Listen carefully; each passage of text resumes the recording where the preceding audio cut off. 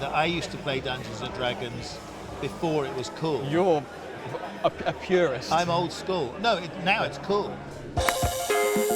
David, thank you very much for taking the time to speak. I need to do this in one breath, let me try that again. Thank you so much for taking the time to speak to us at the FF Salon at the Fintech Talents Festival 2025. You're on the Digital Identity Studio. You're a man known for your expertise in digital identity. That's very kind. What is it about digital identity that David finds interesting? God, I sound like a psychologist with that. No, you do sound like a psychologist. Well, I mean, I think I'd probably give the same answer as a lot of other people, which is, you work in different areas. For me, it was payments. And you gradually begin to realize that a lot of the different problems that you're dealing with, it seems like you have these different problems. Fraud, cost of onboarding, blah, blah, blah.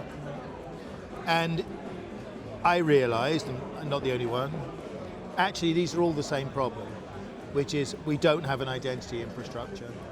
And I think it was very clear, like a generation ago, we didn't have the digital identity infrastructure that we needed for the new economy. And I got very interested in that. I wrote a book about it, which I flatter myself did okay. To be honest, I got a little bit fed up with it because I went to so many parliamentary meetings and committees and roundtables and workshops and nothing ever got done.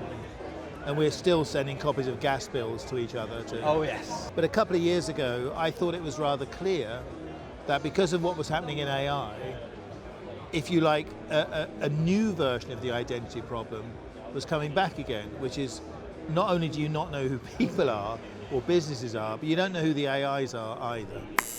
But I want to get a bit more human on this, because first of all, you're going to have to explain what this symbol is for people that are unaware.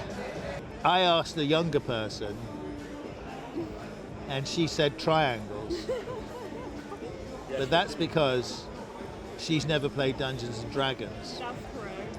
And I had to remind her that I used to play Dungeons and Dragons before it was cool. You're a purist. I'm old school. No, now it's cool. Now it's, Hollywood celebrities. There's all sorts. But I played it before it was cool. That's how long I've been in it. What is it about your humanity that makes it appealing to you? Why would you go out and write a book on that? Where does that passion come from?